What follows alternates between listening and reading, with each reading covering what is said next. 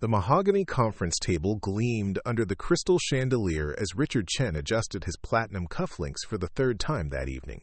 At 38, he commanded the 52nd floor of the Goldman Financial Tower in downtown Seattle, where his investment firm managed portfolios worth over $2 billion. The city lights sparkled below like scattered diamonds, but Richard barely noticed them anymore. Success had become as routine as his morning espresso, as predictable as his daily returns. Before we jump back in, tell us where you're tuning in from, and if this story touches you, make sure you're subscribed, because tomorrow, I've saved something extra special for you. It was approaching 9 o'clock on a Thursday night in March, and the quarterly board meeting had finally concluded. His colleagues had departed hours ago, eager to return to their families and weekend plans, but Richard remained. He always remained.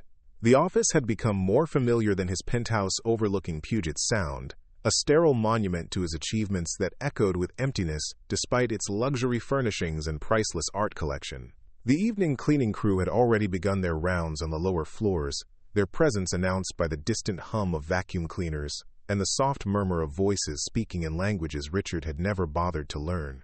He prided himself on his linguistic abilities, having mastered Mandarin, Japanese, and Korean to facilitate his business dealings across Asia.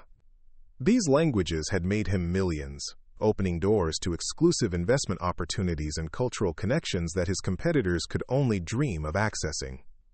Tonight was different. Tonight, as Richard reviewed the final documents for tomorrow's merger with a Beijing-based technology firm, he encountered a problem that his expensive education and prestigious connections couldn't solve.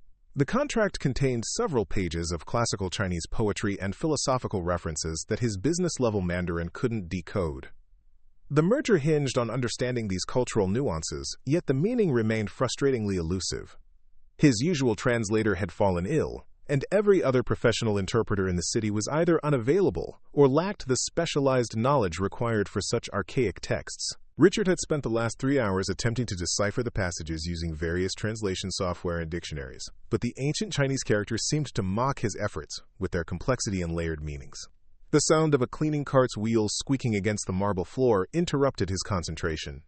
The janitorial staff had reached his floor, moving systematically through the executive offices with practiced efficiency. Richard barely acknowledged their presence, having grown accustomed to their invisible existence over the years. They were simply part of the building's ecosystem, as unremarkable as the ventilation system or security cameras.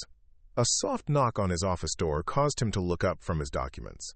A small Asian woman in her early 50s stood in the doorway, wearing the standard-issue blue uniform of the building's cleaning service. Her graying hair was pulled back in a neat bun, and her weathered hands gripped a spray bottle and microfiber cloth. She had kind eyes behind wire-rimmed glasses, and her posture conveyed both respect and quiet dignity. "Excuse me, Mr. Chen," she said in accented English, her voice barely above a whisper. "Should I come back later to clean your office?" Richard glanced at his watch and shook his head. "No. Go ahead. I'll be here for a while longer." He returned his attention to the documents, dismissing her presence as he had countless times before. The woman began her work silently, dusting the bookshelves and emptying the wastebaskets with methodical precision. Richard found himself growing increasingly frustrated with the translation challenge, muttering complaints under his breath about the impracticality of including such obscure literary references in modern business contracts. These ancient Chinese scholars had nothing better to do than create impossibly complex poetry, he grumbled, throwing his pen down in exasperation. No wonder China took so long to modernize. Too much time wasted on flowery language instead of practical communication. The cleaning woman paused in her work, her cloth hovering over the surface of his desk. Something in her expression had shifted, though Richard was too absorbed in his frustration to notice. She resumed cleaning, but her movements had become more deliberate, more thoughtful. "Maybe I should just tell the Beijing partners that these sections are decorative," Richard continued his soliloquy, unaware that anyone was listening. After all, what could some dead poet possibly say that's relevant to a technology merger? It's probably just cultural window dressing to make the contract look more prestigious. The woman finished cleaning his desk area and moved toward the door, but something made her stop. She turned back toward Richard, who was now rubbing his temples in defeat. surrounded by scattered papers and multiple computer screens displaying failed translation attempts. "Mr. Chen," she said quietly, her voice carrying a note of hesitation. "The passage you're reading aloud is from Li Qingzhao." Richard looked up, startled not only by her interruption but by the unexpected clarity with which she had pronounced the name of the famous Song Dynasty poet. "I'm sorry, what did you say?" "Li Qingzhao," she repeated, stepping closer to his desk. "She was considered one of China's greatest poets. The lines you were struggling with, they're from her work. Like a dream." Richard stared at her, his mind struggling to process what he was hearing. This cleaning woman, whose name he had never bothered to learn despite her working in his building for what must have been years, was discussing classical Chinese literature with an authority that his expensive consultants had failed to demonstrate. You can read classical Chinese?" he asked, his voice betraying both surprise and skepticism. The woman nodded modestly. "I studied literature at Beijing University before coming to America 22 years ago. My name is Lin Wei." She gestured toward the documents on his desk. "The poems in your contract are not decorative. They establish the philosophical foundation for the business relationship. Very important for understanding the true meaning of the agreement." Richard felt a wave of embarrassment wash over him as he realized the implications of his earlier comments. This woman had quietly listened to him dismiss an entire culture's literary tradition while possessing knowledge that far exceeded his own. His face flushed as he remembered his casual arrogance about Chinese modernization and his dismissive attitude toward what he had called flowery language. I apologize for my comments," he stammered, setting down his papers. "I didn't realize you could understand what I was saying." Lin Wei smiled gently, her expression holding no trace of judgment or resentment. "Many people assume things about cleaning ladies. It's not unusual, but perhaps I could help you with your translation. The merger you're working on. It's very important, yes?" Richard nodded, still processing the surreal nature of the situation. Here was a woman he had overlooked for years, offering expertise that could save a deal worth hundreds of millions of dollars. His pride warred with his practical need for assistance, but the potential consequences of misunderstanding the contract ultimately won out. Would you be willing to look at these passages?" he asked, his tone far more respectful than it had been moments earlier. "I'll compensate you for your time, of course." Lin Wei approached his desk and examined the documents, her eyes scanning the classical Chinese characters with practiced ease. "These poems speak of balance and harmony in relationships," she began, her voice taking on the cadence of someone deeply familiar with the material. "The contract is establishing that both parties must maintain equilibrium, like the yin and yang. When one benefits, the other must also prosper. It's not just about profit sharing, it's about shared responsibility for each other's success." As she continued explaining the nuanced meanings behind each passage, Richard found himself captivated not only by her knowledge, but by the depth of her understanding. She didn't merely translate the words, she revealed the cultural wisdom embedded within them, explaining concepts that his business school education had never touched upon. This section here, she pointed to a particularly complex verse, speaks of patience in the face of adversity. In Chinese business culture, this indicates that both parties are committed to working through difficulties together rather than abandoning the partnership when challenges arise. It's actually a very sophisticated way of establishing long-term commitment clauses. Richard listened intently, taking notes as Lin Wei decoded passage after passage. Her translations revealed layers of meaning that transformed his understanding of the entire contract. What he had initially viewed as unnecessary complications were actually elegant expressions of business philosophy that would govern the partnership for years to come. "How long did you study literature?" Richard asked during a brief pause in their work. 8 years, Lin Wei replied, adjusting her glasses. "I specialized in Song and Tang dynasty poetry. I was working on my doctoral dissertation when I came to America with my husband. He had received a job offer at Microsoft, and we thought it would be a good opportunity for our family." "And you've been cleaning offices ever since?" Richard's question came out more bluntly than he had intended, but Lin Wei didn't seem offended.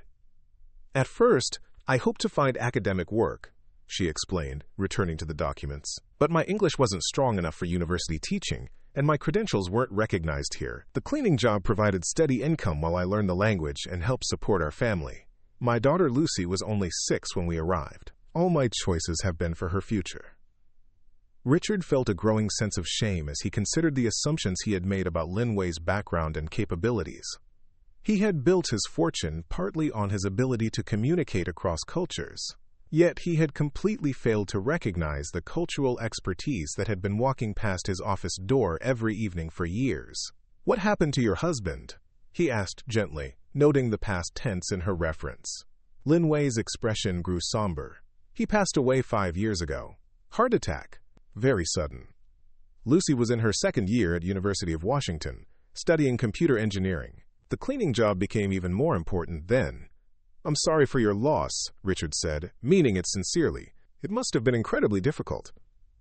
"Thank you," Lin Wei replied with quiet dignity. "But Lucy graduated with honors and now works for Amazon. She wants to go to graduate school, but the tuition is expensive. I work 2 jobs now, here at night and at a hotel downtown during the day. It's enough for our needs." Richard studied her face as she spoke, noting the strength and determination in her features. Here was a woman who had sacrificed her academic career, worked multiple jobs for over 2 decades, and maintained her dignity through personal tragedy, all while preserving knowledge that his elite education had failed to provide. Her resilience made his own challenges seem trivial in comparison. "The passage about perseverance," he said, pointing to one of the poems they had been discussing. "It has personal meaning for you, doesn't it?" Lin Wei smiled, the first genuine expression of warmth he had seen from her that evening. Li Qingzhao wrote much of her best work after losing her husband and homeland. She understood that life's beauty often comes through struggle, not despite it. "Yes, it has meaning for me." They continued working together for the next 2 hours, with Lin Wei patiently explaining each cultural reference and helping Richard understand the philosophical framework underlying the business agreement. Her knowledge was encyclopedic, encompassing not only the literal meanings of the texts, but also their historical context and practical applications in modern Chinese business culture. As the night progressed, Richard found himself asking questions that went beyond the immediate translation needs. He was genuinely curious about Lin Wei's perspective on cultural differences, her experiences as an immigrant, and her insights into the disconnect between his business dealings and the deeper cultural values that informed them. "In your business," Lin Wei observed as they neared the end of the translation work, "you speak Chinese very well, but do you understand China? The language is just the surface. The real communication happens in the spaces between words, in the cultural understanding that gives meaning to the relationships." Preparing and narrating this story took us a lot of time, so if you are enjoying it, subscribe to our channel. It means a lot to us. Now, back to the story. Richard considered her question carefully. "I thought I did," he admitted. "I've been successful in Asian markets for over a decade, but tonight has shown me how much I've been missing." "Success and understanding are not always the same thing," Lin Wei replied thoughtfully. "You can make money without truly connecting with people, but the deepest opportunities come when you understand not just what people say, but why they say it the way they do." As she prepared to leave, having completed both the translation work and her regular cleaning duties, Richard realized he had learned more about Chinese culture in one evening than in years of formal business education. Lin Wei had not only solved his immediate problem, but had opened his eyes to a completely different way of thinking about cross-cultural relationships. "Lin Wei," he said as she gathered her cleaning supplies, "thank you, not just for the translation, but for helping me see things differently." She nodded gracefully. "Perhaps tomorrow you'll view your Chinese partners not just as business opportunities, but as people with stories and wisdom worth understanding." After she left, Richard sat alone in his office, surrounded by the now comprehensible contract documents. The city lights still sparkled below, but somehow they seemed different, more vibrant. For the first time in years, he felt as though he had encountered something more valuable than a profitable investment opportunity. He had met someone whose knowledge and character challenged everything he thought he knew about success and worth. The merger meeting was scheduled for the following afternoon, and thanks to Lin Wei's help, Richard now understood not only the literal terms of the agreement, but also the cultural expectations and philosophical foundations that would govern the partnership. The Beijing executives would be impressed by his grasp of the literary references, but more importantly, he would be able to engage with them on a level that went beyond mere financial negotiations. As Richard finally prepared to leave his office, he found himself thinking about Lin Wei's daughter Lucy and her graduate school aspirations. He thought about the hotel where Lin Wei worked during the day, imagining her bringing the same quiet dignity and hidden expertise to that job as she had to her evening cleaning duties.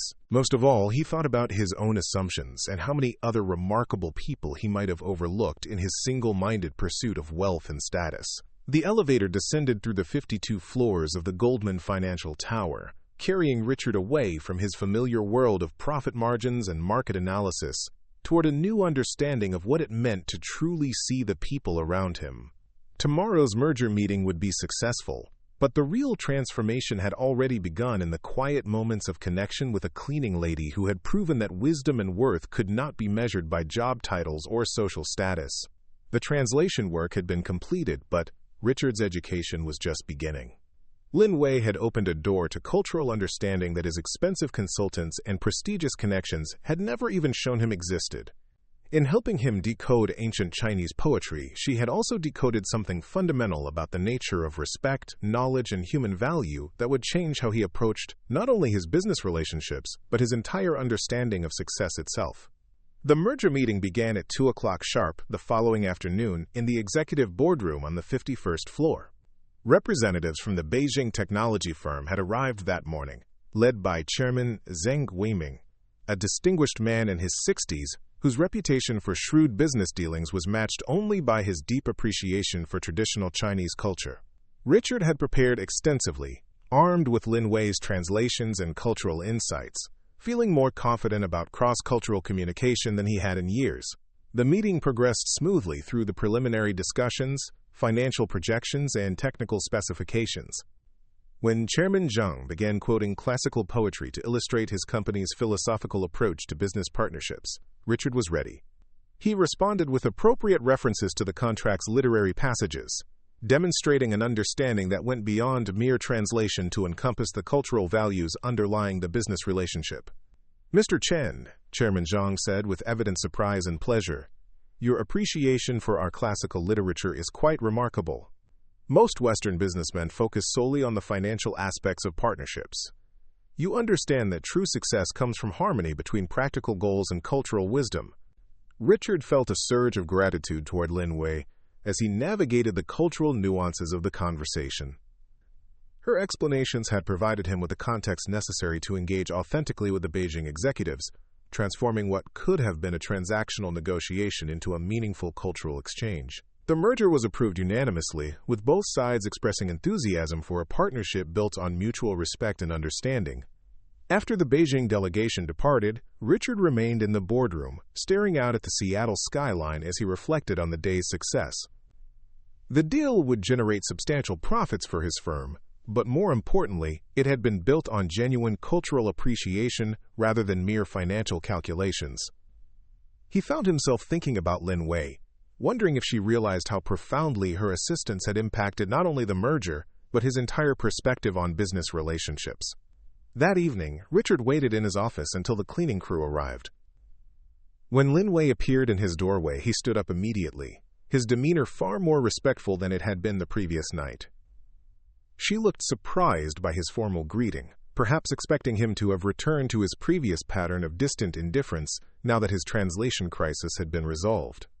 "Lin Wei," he began, his voice carrying genuine warmth. "The merger was successful. Your help was invaluable. The Beijing executives were impressed by my understanding of the cultural references, and we were able to establish the partnership on terms that respect both practical and philosophical considerations." Lin Wei smiled modestly, beginning her usual cleaning routine around his office. "I'm glad the translation was helpful, Mr. Chen. Classical poetry can be challenging, even for native speakers." "Please, call me Richard," he said, moving to help her rearrange the chairs around his conference table. "And I want to offer you something more substantial than last night's thanks. I'd like to hire you as a cultural consultant for my firm. We work with Asian markets regularly, and your expertise could be invaluable for future deals." Lin Wei paused in her work, clearly taken aback by the offer. "Mr. Chen." "Richard, that's very generous, but I'm not qualified for consulting work.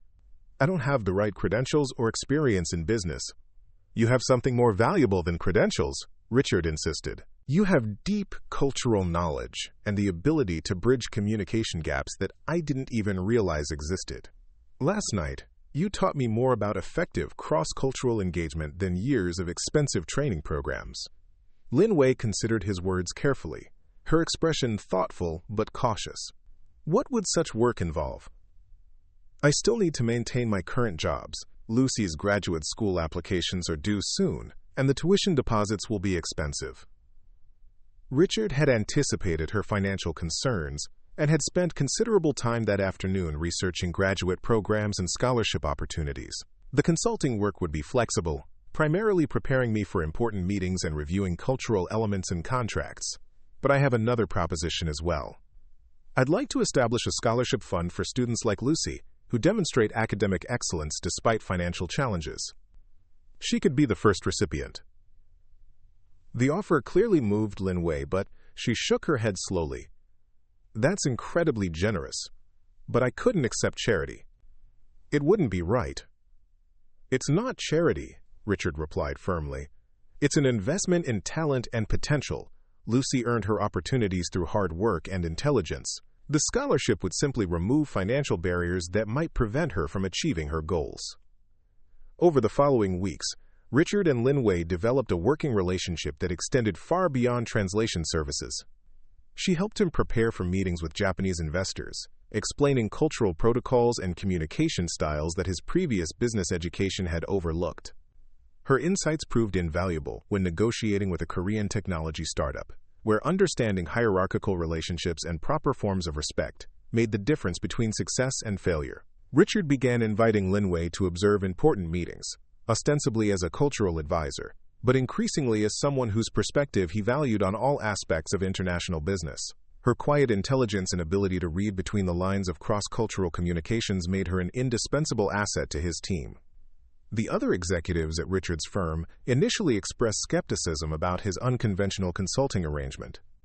Several partners questioned the wisdom of involving a cleaning lady in high-level business discussions, regardless of her academic background. The whispers and raised eyebrows at board meetings made it clear that some colleagues viewed Richard's association with Lin Wei as inappropriate or even potentially damaging to the firm's prestigious reputation. Richard, his business partner Marcus Williams, said during a private conversation in late April, "I understand that this woman helped you with the Beijing deal, but bringing her into client meetings is raising eyebrows. Some of our investors are asking questions about your judgment." Lin Wei has contributed more to our Asian market success in the past month than our previous cultural consultants did in years, Richard replied, his tone carrying an edge of defensiveness. Her insights have directly resulted in 3 major deals that might otherwise have failed due to cultural misunderstandings. Marcus leaned back in his chair, his expression skeptical. "I'm not questioning her knowledge, but there are appearance issues to consider.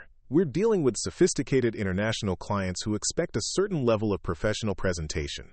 Having a cleaning lady advising on business strategy sends the wrong message about our firm's standards." Richard felt anger rising in his chest, both at Marcus's dismissive attitude and at the uncomfortable truth that such prejudices existed throughout their industry. Lin Wei has a doctorate-level education in Chinese literature and over 20 years of experience navigating American business culture. Her qualifications are stronger than most of the consultants we've hired in the past. But she cleans offices for a living, Marcus pointed out bluntly. Whatever her background, that's how clients will see her. We need to consider the optics of the situation. The conversation with Marcus crystallized Richard's growing frustration with the superficial judgments that dominated his professional world. The same colleagues who praised his increased success in Asian markets were simultaneously questioning his association with the person most responsible for that success. Their inability to see past Lin Wei's job title revealed a narrow-mindedness that Richard found increasingly intolerable. Meanwhile, Lin Wei continued working both her cleaning job and her new consulting role, approaching each with the same quiet dignity and professional competence. She had proven herself invaluable during negotiations with a Hong Kong investment group, where her understanding of Cantonese cultural nuances had prevented a potentially embarrassing misunderstanding about gift-giving protocols. Yet she still arrived each evening to clean offices, maintaining her humble demeanor despite her growing importance to Richard's business operations. The situation became more complicated when news of their working relationship reached the broader Seattle business community. An article in the Seattle Business Journal highlighted Richard's firm's recent success in Asian markets, mentioning his use of unconventional cultural advisors in language that clearly suggested disapproval of his methods. While the article didn't name Lin Wei specifically, the implications were clear enough to generate gossip throughout the city's financial district. Richard's mother, Catherine Chen, a prominent figure in Seattle's social scene and a major investor in his firm, requested a meeting to discuss what she diplomatically termed his recent business innovations. The conversation took place in her Bellevue mansion, surrounded by the trappings of wealth and status that had defined Richard's upbringing. "Richard, darling," she began over afternoon tea served on antique Chinese porcelain, "I've been hearing some interesting stories about your new business methods. Something about hiring cleaning staff as consultants?" Richard had anticipated this conversation and had prepared his arguments carefully. "Mother, I've been working with Lin Wei, a woman with exceptional knowledge of Chinese culture and literature. Her assistance has been crucial to several recent successful deals." Catherine's expression remained carefully neutral, but Richard could sense her disapproval. "I'm sure she's very helpful, dear, but you must consider how such arrangements reflect on our family's reputation. The Chen name carries considerable weight in this city's business community. Lin Wei's contributions have enhanced our reputation, not damaged it," Richard replied, his frustration evident. "Our Asian market performance has improved dramatically since I began consulting with her." "Perhaps," Catherine conceded, "but there are more appropriate ways to access cultural expertise. The University of Washington has an excellent Asian Studies department. I'm sure we could arrange for you to work with properly credentialed academics." Richard realized that his mother's objections, like Marcus's, were rooted in class prejudice rather than practical concerns about Lin Wei's qualifications. The idea that a cleaning lady could possess knowledge superior to that of university professors challenged their fundamental assumptions about social hierarchy and professional worth. The pressure from family and colleagues intensified when Richard made the decision to include Lin Wei in a high-profile meeting with representatives from a major Tokyo corporation. The Japanese executives were known for their strict adherence to protocol and their expectations of formal business presentations. Several of Richard's partners expressed concern that Lin Wei's presence might offend their important guests. "Richard, this is madness," Marcus argued during a heated conference room discussion. "The Yamamoto Group represents a potential $100 million partnership. We cannot risk alienating them by introducing unconventional elements into the negotiation process. Lin Wei understands Japanese business culture better than anyone else we could consult," Richard replied firmly. "Her insights could be the difference between success and failure in these negotiations." "And what if they're offended by her presence?" asked Sarah Thompson, another senior partner. "What if they see it as disrespectful that we're represented by someone they perceive as unqualified?" Richard felt the weight of his colleagues' disapproval, but his conviction about Lin Wei's value remained unshaken. "Then they'll be making the same mistake we've been making for years, judging people by their job titles rather than their capabilities."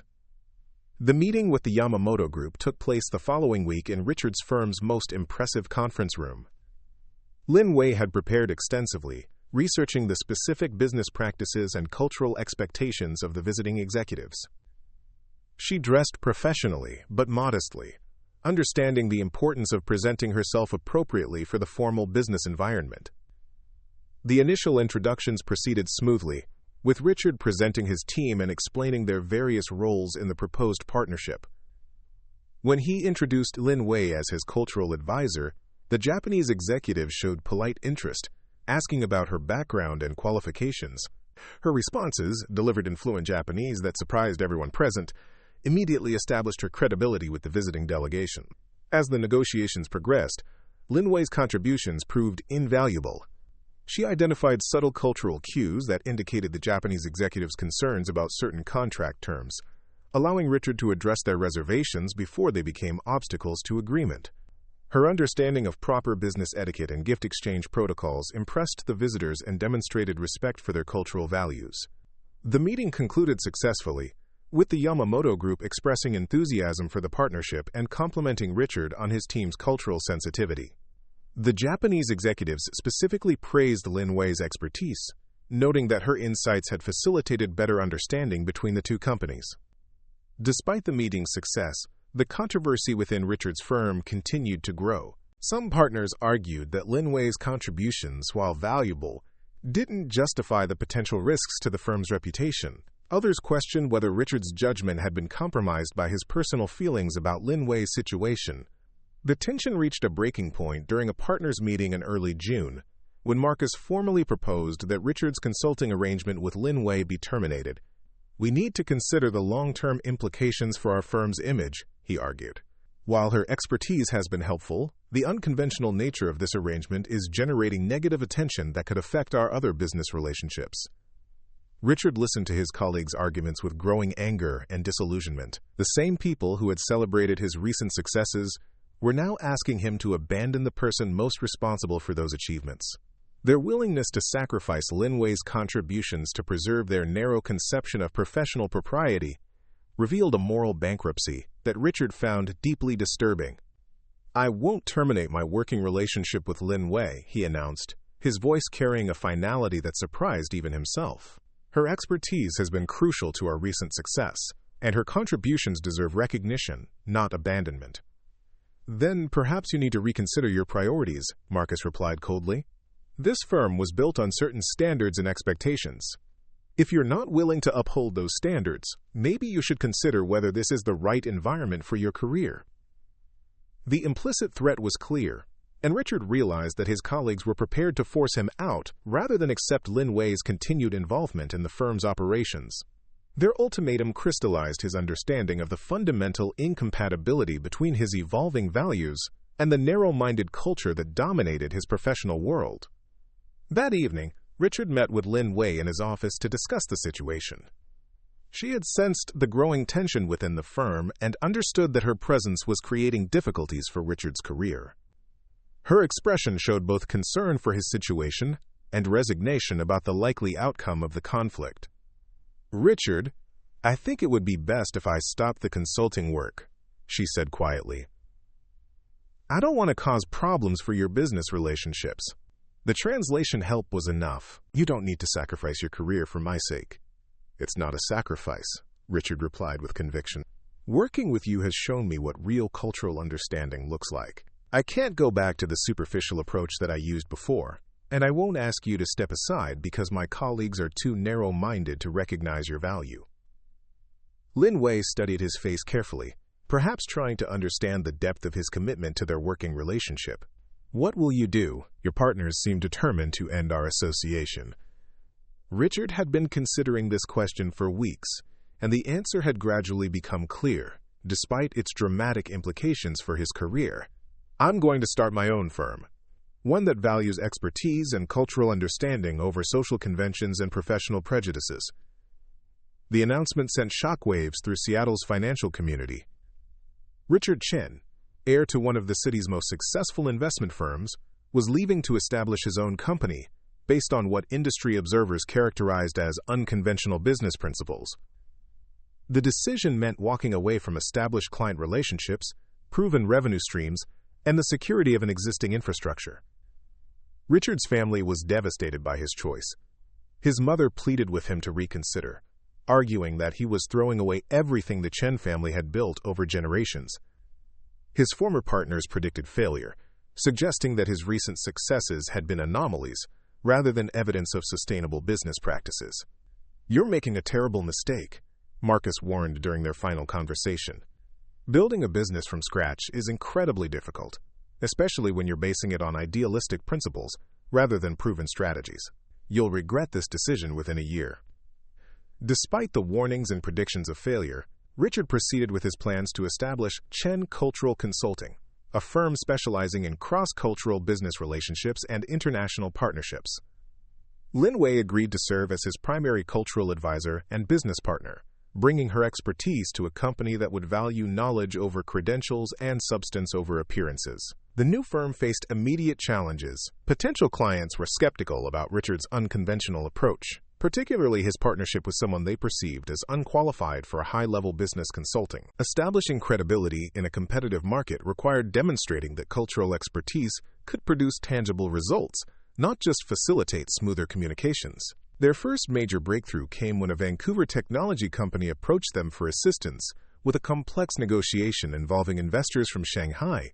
The deal had stalled due to cultural misunderstandings and communication difficulties that traditional business consultants had been unable to resolve. Lin Wei's deep understanding of both Chinese business culture and North American commercial practices enabled her to identify the root causes of the conflict and propose solutions that satisfied both parties. The successful resolution of the Vancouver case generated positive word-of-mouth publicity for Chen Cultural Consulting. Other companies facing similar cross-cultural challenges began seeking their services, attracted by Richard and Lin Wei's proven ability to bridge communication gaps and facilitate successful international partnerships. As their client base grew, Richard and Lin Wei developed innovative approaches to cross-cultural business consulting that went beyond traditional translation and etiquette training. They created comprehensive cultural assessment programs that helped companies understand not just what their international partners were saying, but why they were saying it, and what underlying values informed their business decisions. Lin Wei's daughter Lucy had been accepted to graduate school at Stanford with a full scholarship funded by Richard's Educational Foundation. Her success vindicated Lin Wei's years of sacrifice and demonstrated the potential that could be unlocked when financial barriers were removed from talented students. Lucy's achievements also served as proof that worth and capability could not be measured by social status or economic circumstances. The transformation of Richard's career had been accompanied by a fundamental shift in his personal values and life priorities. Working closely with Lin Wei had taught him to look beyond surface appearances and social conventions to recognize the knowledge and wisdom that existed in unexpected places. Her quiet dignity and unwavering commitment to her family's future had shown him what true strength and character looked like.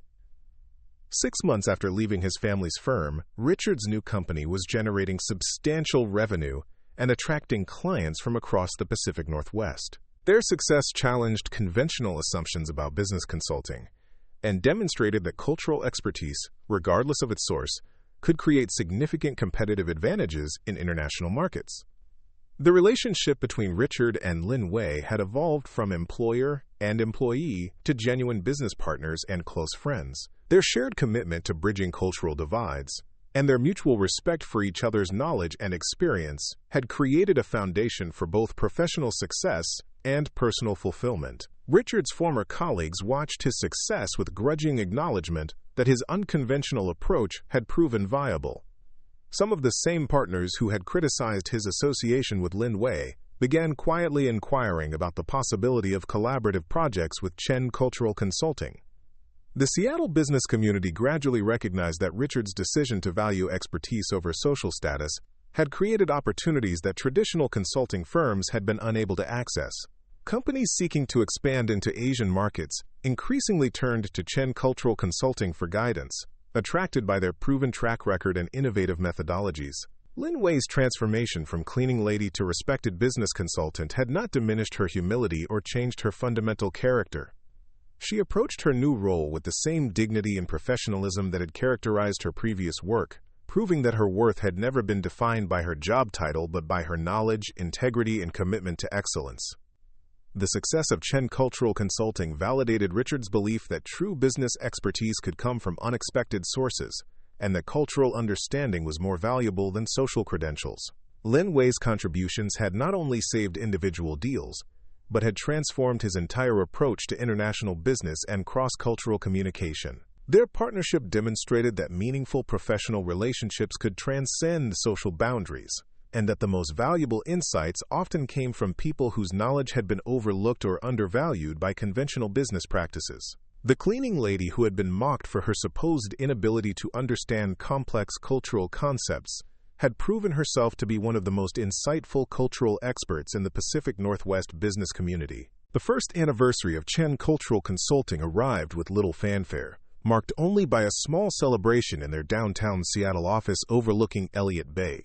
Richard and Lin Wei had chosen the location deliberately, wanting a space that reflected their commitment to bridging cultures, rather than impressing clients with ostentatious displays of wealth.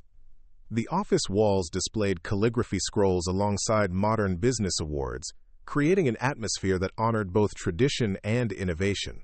Lucy had driven up from Stanford for the occasion, bringing with her a detailed presentation of her graduate research on artificial intelligence applications in cross-cultural communication. Her project, funded by Richard's Scholarship Foundation, was exploring how machine learning could be enhanced by cultural context to create more nuanced translation programs. The irony was not lost on any of them that Lucy was working to improve the very technology that had failed Richard during his initial translation crisis. "Mom," Lucy said, adjusting her laptop screen to show her latest algorithm results, "your insights about contextual meaning in classical Chinese poetry have actually helped me identify patterns that pure linguistic analysis missed. The cultural wisdom you carry is exactly what artificial intelligence lacks." Lin Wei smiled with quiet pride as she watched her daughter explain complex technical concepts with the same clarity and patience that had characterized her own teaching moments. The cycle of knowledge transfer was continuing, with Lucy combining her mother's cultural expertise with cutting-edge technology to create innovations that neither could have achieved alone. Richard listened to Lucy's presentation with growing excitement, recognizing potential applications for their consulting work that could revolutionize how companies approached cross-cultural business relationships. The idea of combining Lin Wei's deep cultural understanding with advanced analytical tools opened possibilities that traditional consulting firms could never match. During the past year, Chen Cultural Consulting had expanded beyond individual client projects to develop comprehensive training programs for multinational corporations. Their signature course, Beyond Translation, Understanding Cultural DNA in Business, had become required training for several major Seattle companies preparing to enter Asian markets. The program's success had attracted attention from business schools, with the University of Washington inviting Lin Wei to serve as a guest lecturer in their international business program. The invitation to teach had initially intimidated Lin Wei, who still remembered her struggles to gain recognition for her academic credentials when she first arrived in America. However, her lectures had proven so popular that the university had offered her a formal adjunct professor position, finally providing the academic recognition that had eluded her for over 2 decades. Professor Lin, Richard often teased her, using the title that she had earned through demonstrated expertise rather than institutional credentials. The joke had become less funny over time as Lin Wei's academic reputation grew, with scholars from other universities seeking her input on research projects related to classical Chinese literature and its modern business applications. The transformation in Lin Wei's professional status had been accompanied by changes in her personal life as well. She had finally been able to quit her hotel cleaning job, focusing entirely on consulting work and teaching. The financial security that came with these new roles had allowed her to move from her cramped East Boston apartment to a comfortable townhouse in Bellevue, closer to both her work and Lucy's childhood friends who had remained in the area. Richard had helped Lin Wei furnish her new home, insisting that someone who spent her days helping others navigate cultural transitions deserved to live in surroundings that reflected her own heritage and achievements. The townhouse featured a study lined with Chinese literature and philosophy texts, creating a space where Lin Wei could pursue her scholarly interests without the constraints of economic necessity. The success of their business partnership had gradually evolved into a deeper personal relationship, though both Richard and Lin Wei had been cautious about acknowledging the romantic feelings that had developed between them. The professional nature of their collaboration and the significant differences in their backgrounds had initially made them hesitant to explore the emotional connection that had grown alongside their business relationship. The turning point came during a particularly challenging consultation with a Portland manufacturing company that was struggling to maintain relationships with suppliers in Guangzhou. The cultural misunderstandings had escalated to the point where the Chinese suppliers were considering terminating their contracts, potentially costing the American company millions in lost revenue, and forcing them to find new suppliers in a competitive market. Richard and Lin Wei had traveled to Portland together, spending 3 days in intensive meetings with both sides of the dispute. Lin Wei's ability to identify the specific cultural missteps that had offended the Chinese suppliers, combined with Richard's skills in restructuring business relationships, had saved the partnership and established new protocols for ongoing collaboration. On the drive back to Seattle, exhausted but satisfied with their success, Richard had finally acknowledged what had been obvious to everyone around them for months. "Lin Wei, I need to tell you something that goes beyond our business partnership. I've fallen in love with you." Lin Wei had been quiet for several miles, watching the familiar landscape of the Pacific Northwest roll past their car windows. When she finally responded, her words carried the same thoughtful consideration that characterized all her important decisions. "Richard, I care for you deeply as well. But we must consider what this means for our work together and for Lucy's future. People will say that I pursued this relationship for financial security, that I was calculating rather than genuine." Richard had pulled their car into a rest stop overlooking Puget Sound, turning to face Lin Wei directly. "I don't care what people say. I care about what we know to be true. You've changed my life in ways that have nothing to do with money or business success. You've taught me to see value in places I never looked before, to appreciate wisdom regardless of its source." Their first kiss had taken place with the setting sun reflecting off the water, a moment of personal connection that felt as significant as any business achievement they had accomplished together. The relationship that followed was built on the foundation of mutual respect and shared values that had made their professional partnership so successful. The engagement announcement 6 months later had generated mixed reactions from their respective communities. Richard's family had gradually come to appreciate Lin Wei's intelligence and character, though some relatives continued to harbor reservations about the unconventional nature of their relationship. Lin Wei's friends from the immigrant community were supportive, but concerned about the challenges of navigating such different social worlds. Lucy had been unequivocally enthusiastic about the engagement. Having watched her mother's transformation from overworked cleaning lady to respected consultant and professor, she understood better than anyone how Richard's entry into their lives had created opportunities for both personal growth and professional recognition that had seemed impossible just a few years earlier. The wedding planning process had become another exercise in cross-cultural understanding, as Richard and Lin Wei worked to create a ceremony that honored both American traditions and Chinese customs. They had chosen to hold the ceremony at the Kubota Garden in Seattle, a Japanese-inspired landscape that provided a neutral cultural space, while maintaining the Asian aesthetic that reflected Lin Wei's heritage. Marcus Williams, Richard's former business partner, had surprised everyone by requesting an invitation to the wedding. His appearance at the ceremony represented a grudging acknowledgement that Richard's unconventional choices had proven successful, both personally and professionally. During the reception, Marcus had approached Richard with an unexpected proposal. "Richard, I owe you an apology," Marcus had said, his usual confidence replaced by genuine humility. "I was wrong about Lin Wei and about your judgment. Our firm has been struggling with Asian market relationships since you left. Would you consider taking on some consulting projects for us?" Richard had been gracious in accepting Marcus's apology, understanding that acknowledging mistakes required courage, especially for someone as proud as his former partner.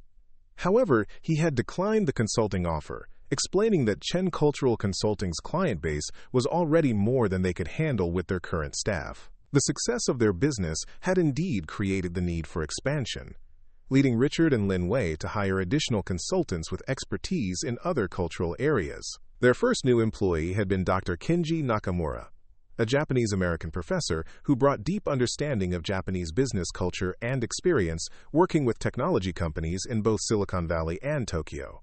Dr. Nakamura's addition to the team had allowed Chen Cultural Consulting to take on larger projects and expand their services to include Korean and Southeast Asian markets.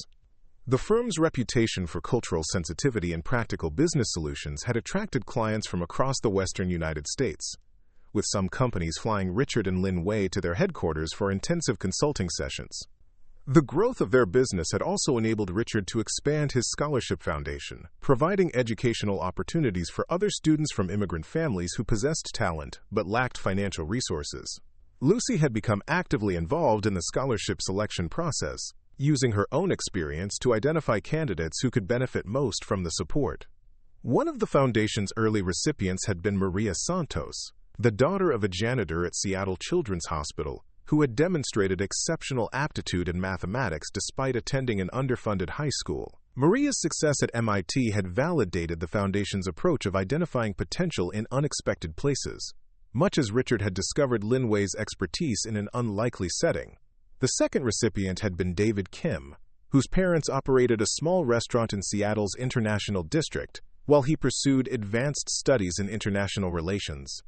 David's research on trade relationships between the United States and South Korea had caught the attention of government policy analysts, leading to internship opportunities that would have been impossible without the foundation's financial support. These success stories had reinforced Richard and Lin Wei's belief that talent and intelligence existed across all social and economic levels, waiting to be recognized and supported by people willing to look beyond conventional measures of achievement. Their work had demonstrated that the most valuable insights often came from individuals whose experiences had been shaped by navigating multiple cultures and overcoming significant obstacles. The impact of their consulting work had extended beyond individual client relationships to influence broader business practices in the Pacific Northwest.